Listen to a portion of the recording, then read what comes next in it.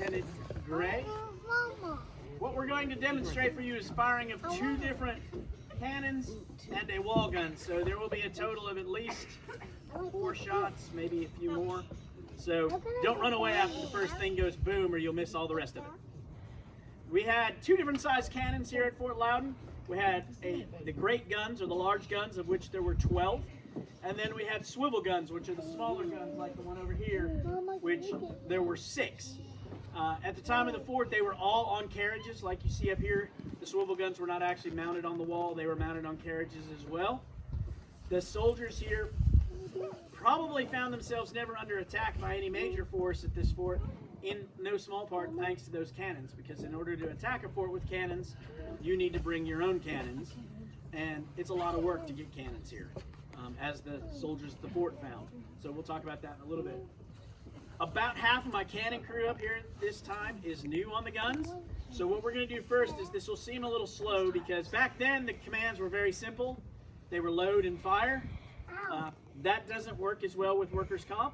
So we've had to slow it down a little bit so that no one is injured, because these are all volunteers with a couple of exceptions. Everybody up here is a volunteer. So our main goal is safety, not as much running the French off the lake. So we're going to be a little bit slower. So we're going to do what we call a dry fire, which is where we pretend to load and fire the guns just so everybody's comfortable with their role on the cannon.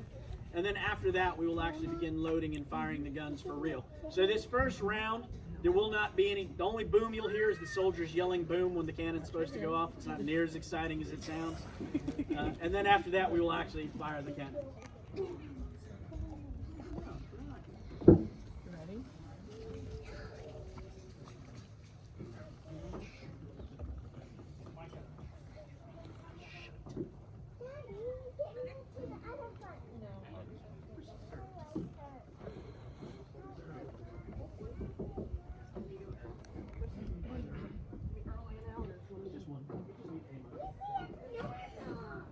Earl or someone else that would like to monkey. Okay. All right. So I guess we'll talk for a minute because we're monkeyless at the moment, which makes pretty. What's a monkey? The monkey is the person that brings the actual cartridge of powder from the ground to the cannon. Or in our case back then, the powder would have been up here on the platform, so they bring it from the box to the gun. Their whole job is to run around like a little monkey with powder in a bag, handing it out. And that's all they do. Historically, of course, you wouldn't have had the rail or the stairs. There'd have been a ladder up here, and the boxes would have been up here on the platform. Again, safety has caused us to do other things. The cannons here at the fort, as I said, there were 12 big, 6 small, so a total of 18 guns, which is fairly impressive for a fort of this size. They were not huge cannons. The main guns were 3-pounders. The swivel guns were 1-pounders. So that speaks to the size of the cannonball. They fire either a 3-pound cannonball or a 1-pound cannonball if you're just shooting solid shot. They could also then be loaded with smaller shot, case, canister, cartridge shot, where you have many smaller musket or iron balls, and then you shoot it like a shotgun, and that's very useful against people on foot coming at the fort. The guns had to be brought over on horseback. So what happens is you have the cannons starting 450 miles away, give or take, in Charleston. They had to get here.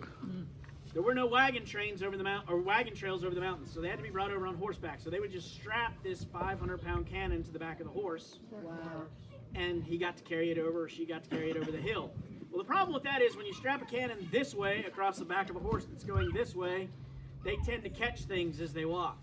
And what would happen is occasionally they would catch a tree or a branch, twist, breaking the horse's back, dropping the horse on the path, killing the horse. So then you have, 1,200 pounds of horse, 500 to 600 pounds of cannon, and a path about, man walking wide, that you have to get the horse and the cannon off the path, get the cannon on a new horse, and then continue on.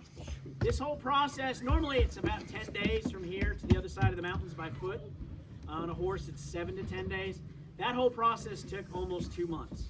Wow. So you can imagine that's a long haul with the horses. But it was proof that if you pay a man enough, he will figure out how to get you what you want. And the trader that brought those horses, or brought the cannons and horses over the mountain, was paid, or was supposed to be paid, about what would have been the lifetime salary of a British soldier at the time to bring those guns over. Wow. But then afterwards, when the fort fell, the Board of Trade in South Carolina decided, no, we're not paying them for it because, well, we don't have those cannons anymore. So they didn't pay them. So that worked out even worse. Got it figured out there? I think so. Do a vote? I'll just hold it. Yeah, he's doing both. One at a time. Okay.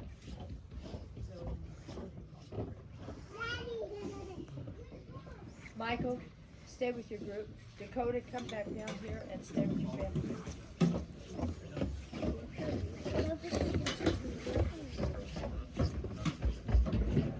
Okay, it's not a free one. Down. Healthy, okay, down.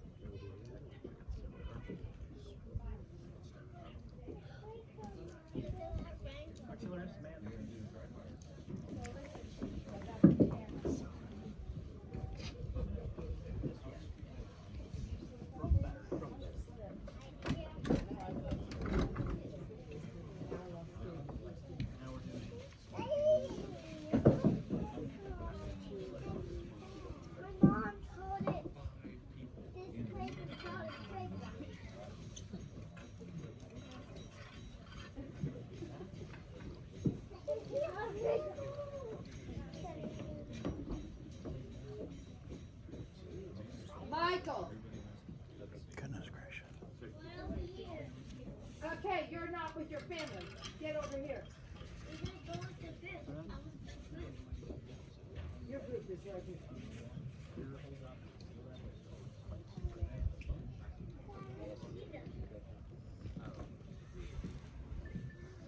Can you start acting like that?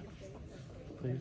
Here with that boy right Can you there. please start acting like that? Go there and you stay there. Now we're staying. Stay here. They're gonna fire this cannon. But you won't see anything because you're on the wrong side of the fire.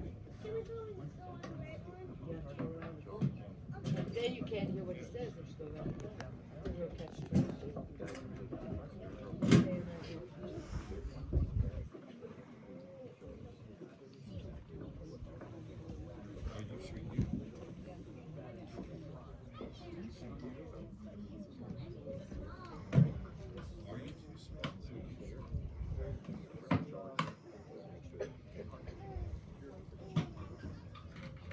Here. Right here. Oh, okay, I thought you were here. No. About sensitive ears, yes. Except for the ones that don't listen. Hang it on your head. Put it, I don't carry it in your jacket. Hang it on your head. There, it's a nice hat rack right there. God, you have to be so loud. I'm not carrying it.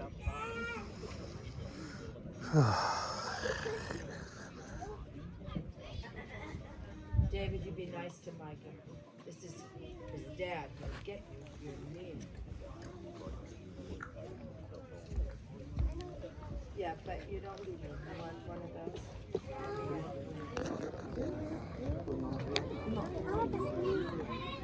No?